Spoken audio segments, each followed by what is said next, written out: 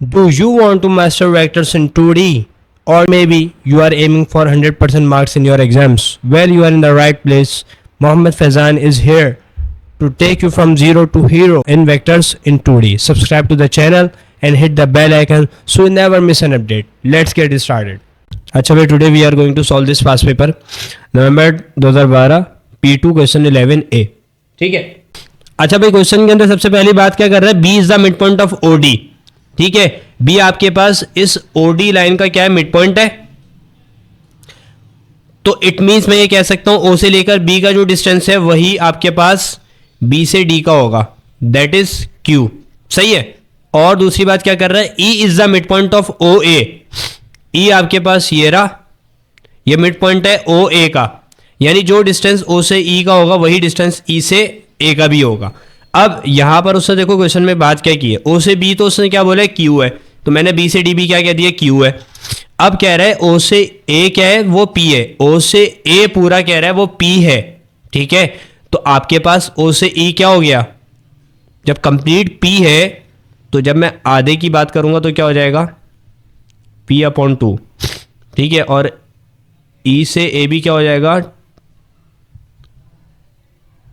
P/2.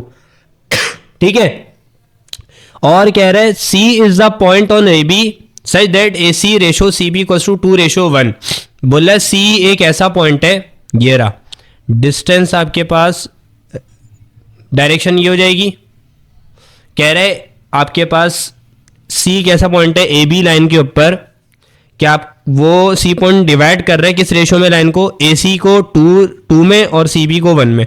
यानी आपके पास यहां पर क्या आ जाएगा 2 और कंप्लीट क्या हो जाएगा 2 + 1 3. इसी तरीके से बेटा फाइंड आउट होती है. ठीक है, 2/3 और यहां पर क्या हो जाएगा, देखो यहां सी बी का क्या था 1 और कंप्लीट क्या है 3. सही है, ये वैल्यूज आ गई मेरे पास. अब सबसे पहले पार्ट मुझसे क्या पूछ रहा है, उसमें कह रहा है ए बी मालूम करके दो, तो फाइंड आउट कर लेते हैं.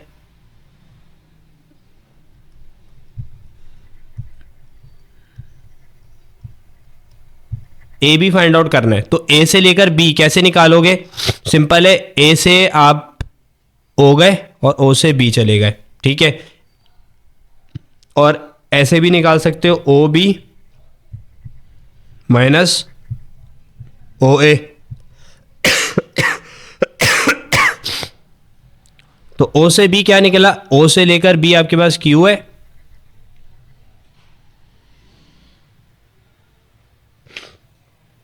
ओ से बी आपके पास क्यू है, और ओ से ए पूरा कंप्लीट क्या हो जाएगा P/2 प्लस P/2, सिर्फ P बचेगा. सही है, तो ये किसका डिस्टेंस आ गया, ए से लेकर बी का. सही है जी. अच्छा, अब पहले पार्ट का बी वाला पार्ट क्या है, कह रहा है सी से डी निकालो. ए से बी पता चल गया, ये 2/3 है, ये क्या है, ये भी Q - P हो जाएगा. ठीक है, और ये भी Q - P हो जाएगा. सही है. अब क्या कह रहा है, कह रहा है C से D मुझे निकाल के दो.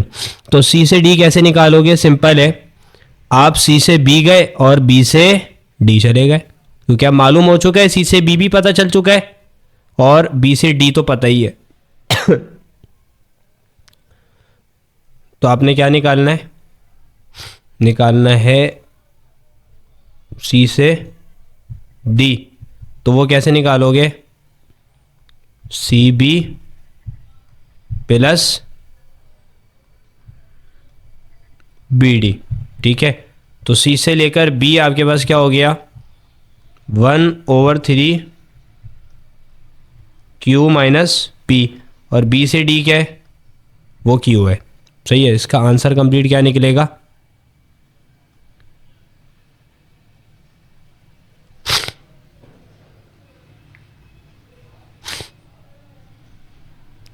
(1/3Q plus Q minus 1/3P. तो आंसर क्या निकलेगा 4/3Q माइनस 1/3P. तो अगर मैं 1/3 कॉमन निकाल लूँ तो क्या बचा 4Q माइनस पी। ये किसका निकला? ये आंसर आ गया सी से डी का। सही है।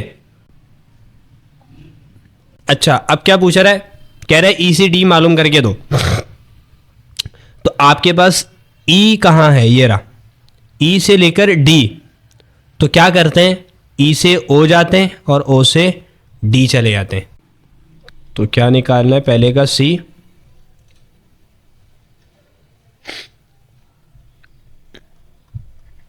ई से डी निकालना है। तो ई से ओ गए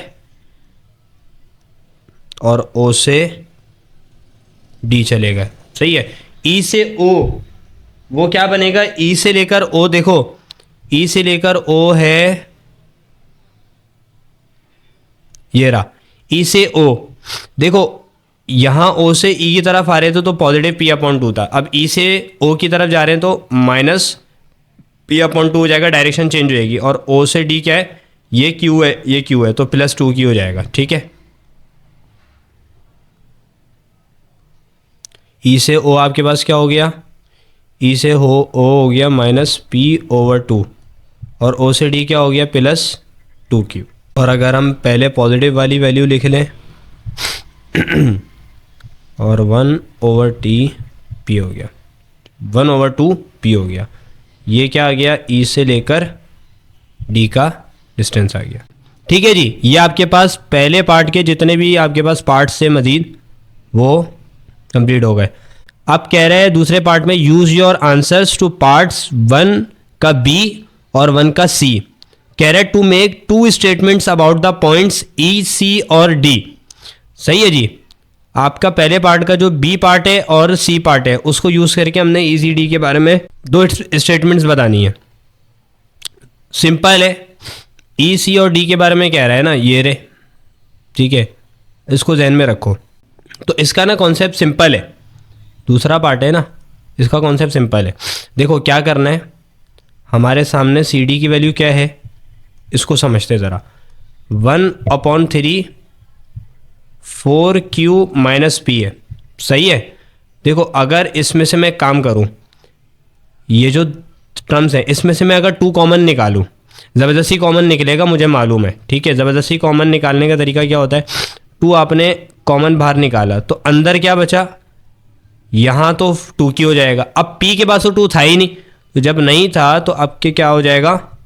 डिवाइड में 2 आ जाएगा। वजह क्या है? अगर मैं इस 2 को अंदर मल्टीप्लाई करता हूँ दोबारा मुझे सेम एज इट इज अंदर वाली टर्म मिल जाएगी। ऐसा काम करना है जबरदस्ती कॉमन भी निकालते हुए कि दोबारा अगर रिवर्स प्रोसेस की तरफ जाए, रिवर्स आपके पास वैल्यूज की तरफ जाए तो हमारे लिए जाना आसान हो, वही एग्जैक्ट सेम वैल्यू मिल रही हो। ठीक है, तो आपके पास क्या आ जाएगा? इसको मैं अगर यूज करूं, अब देखो इसको देखना, यहां पर क्या हो जाएगा? सी डी क्या हो जाएगा? 2/3 2q माइनस 1/t 1/2 और p। ठीक है, अब ये देखो 2q माइनस 1/2p और यहां पर भी 2q माइनस 1/2p।